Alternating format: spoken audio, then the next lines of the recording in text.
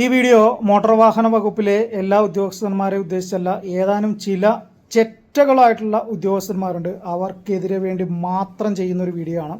നിങ്ങൾക്കൊരു വാഹനം തടഞ്ഞു നിർത്തിയിട്ട് ആ വാഹനത്തിൻ്റെ പേപ്പറുകൾ പരിശോധിക്കാം. ആ പേപ്പറുകൾ പരിശോധിച്ചതിൻ്റെ അടിസ്ഥാനത്തിൽ നിങ്ങൾക്കൊക്കെ ആ വാഹനത്തിന് പെറ്റിയടിക്കാനുള്ള അവകാശമുണ്ട്. ഇനി പ്രധാന കേസുകൾ വന്നു കഴിഞ്ഞാൽ ആ വാഹനം നിങ്ങൾക്ക് കസ്റ്റഡിയിൽ എടുക്കാനുള്ള അധികാരമുണ്ട്. അതല്ലാതെ റോഡിലേ പോകുന്ന ഒരു വാഹനം, ഒരു പയ്യൻ ഹെൽമെറ്റ് ഇട്ടില്ല എന്ന് പറഞ്ഞ് വാഹനം തടഞ്ഞു നിർത്തുകയും വാഹനത്തിൻ്റെ താക്കോൽ ഒരുക്കുകയും അവൻ്റെ ചെവിക്കല്ലിന് അടിക്കാനുള്ള യാതൊരു വിധത്തിലുള്ള അധികാരവും നിങ്ങൾക്കില്ല.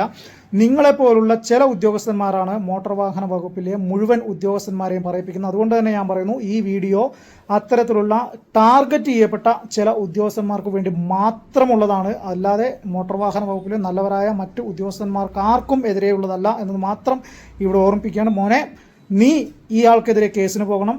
എല്ലാവിധ കോംപ്രമൈസുകൾക്കും ഇവർ വരും. നീ അഡ്മിറ്റായിട്ടുള്ള ആശുപത്രിയിൽ ഉൾപ്പെടെ ഇവർ വന്നിട്ടുണ്ടെന്നറിയാം. നീ ആ കേസിന് പോവുക തന്നെ വേണം. ഒത്തുതീർപ്പാക്കാൻ പറ്റുമെന്ന് ചോദിച്ചു. ഒത്തുതീർപ്പാക്കാൻ പറ്റുമെന്നാണ് ചോദിച്ചത്. നമ്മൾ പറ്റത്തില്ലെന്ന് തന്നെ പറഞ്ഞു.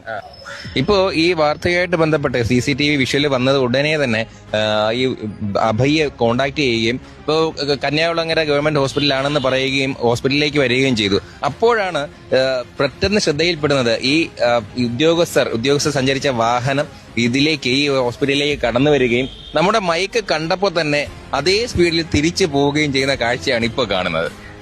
ഇങ്ങനെയായിരുന്നു സംഭവിച്ചത്. ഞാൻ രാവിലെ കോളേജിൽ പോകാൻ വരെയായിരുന്നു അതുവഴി.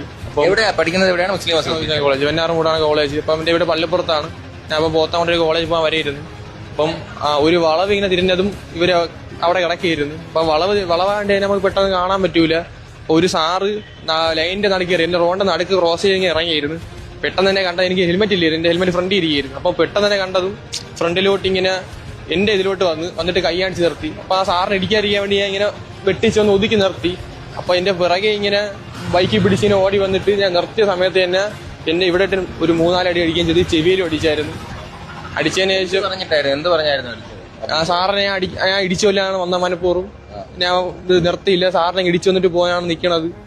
എന്ത് പോക്കാണ് പോണത് എന്ന് പറഞ്ഞാൽ ഞാൻ അധികം സ്പീഡും ഇല്ലായിരുന്നു. ആ വണ്ടി അടുത്ത് വന്ന ഉടനെ ആദ്യം മർദ്ദിക്കുകയാണ് ചെയ്തത്. എന്നിട്ടാണ് പിന്നെ വണ്ടി താക്കോൽ ഇവർ സംസാരിച്ചത്. എന്റെ ലൈസൻസ് സസ്പെൻഡ് ചെയ്യും 3 വർഷത്തേക്ക്, ഞാൻ വണ്ടി ഓടിക്കേണ്ട, നിനക്ക് കാണിച്ചു തരാം, നീ ഇനി എങ്ങും പോകൂല, നിന്റെ ജീവിതം തൊല ചെയ്തോടാ, ഞാൻ കേസ് കൊടുക്കും, നിന്റെ ജീവിതം തൊലയും, നീ ഇനി ഒന്നും ചെയ്യണ്ട, അങ്ങനെയൊക്കെ സംസാരം വരുന്നു.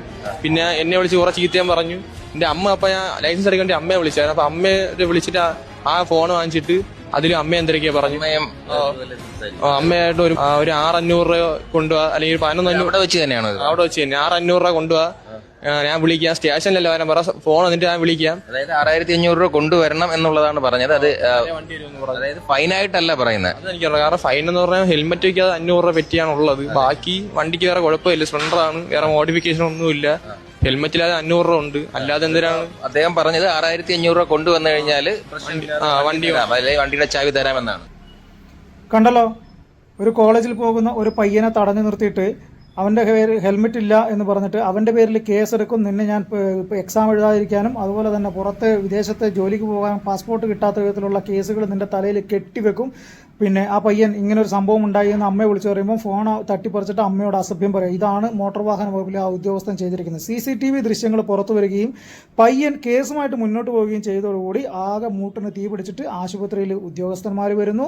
കേസ് പിൻവലിക്കണം, നമുക്ക് കോംപ്രമൈസ് ആക്കാം എന്ന് പറഞ്ഞ് ഇപ്പോൾ പുറകെ നടക്കുന്ന അവസ്ഥയിലേക്ക് എത്തി.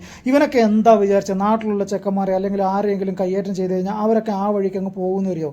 മോട്ടോർ വാഹന വകുപ്പ് എന്നല്ല, പോലീസ് എന്നല്ല, ഏത് ഉദ്യോഗസ്ഥന്മാരും മനസ്സിലാക്കേണ്ട ഒരു കാര്യം, നിങ്ങൾക്കും എല്ലാവർക്കും, ഞാൻ ഉൾപ്പെടെയുള്ള ഈ പൊതുസമൂഹത്തിന് ചുറ്റും ക്യാമറ കണ്ണുകളുണ്ട്. നമ്മൾ ജീവിക്കുന്നത് ചുറ്റും ക്യാമറ കണ്ണുകളുടെ നടുക്കാണ്. അതുകൊണ്ട് എന്ത് തോന്നിവാസം കാണിച്ചിട്ടും ഏത് ആളുടെ നെഞ്ചത്ത് കയറിയിട്ടും അങ്ങനെ കയ്യും കഴുകി സുഖമായിട്ട് വീട്ടിൽ പോയിരിക്കുക എന്നുള്ള ഒരു ചിന്തയും ഒരു ഉദ്യോഗസ്ഥന്മാർക്കും വേണ്ട. എന്തായാലും പയ്യൻ കേസിന് പോകാൻ തീരുമാനിച്ചിട്ടുണ്ട്. അതുകൊണ്ട് ആ കേസും കൊണ്ട് തൽക്കാലം അത്യാവശ്യമായിട്ട് ഒന്ന് വീട്ടിലിരിക്കാനും അതോടൊപ്പം തന്നെ കുറച്ച് നിയമ നടപടികളുമായിട്ട് കോടതിയൊക്കെ കയറി ഇറങ്ങാനും ആ ഉദ്യോഗസ്ഥന് എന്തായാലും സമയമുണ്ടാവട്ടെ അത് എന്ന് ആശംസിക്കുന്നു. മോനെ, ഇത് ഏതൊക്കെ വിധത്തിൽ കോംപ്രമൈസ് ചെയ്യാൻ ശ്രമിച്ചു കഴിഞ്ഞാലും അതിനൊന്നും നീ വശംവദനാകരുത്. ഇതുപോലുള്ള ഉദ്യോഗസ്ഥന്മാർക്ക് ഒരു പാഠമായിട്ട് ഈ കേസ് ഉണ്ടാകണം. ഇനി വരും കാലങ്ങളിൽ വരാൻ പോകുന്ന തലമുറയ്ക്കും നിൻ്റെ ഈ കേസ് ഒരു പ്രചോദനമായിട്ട് മാറണം.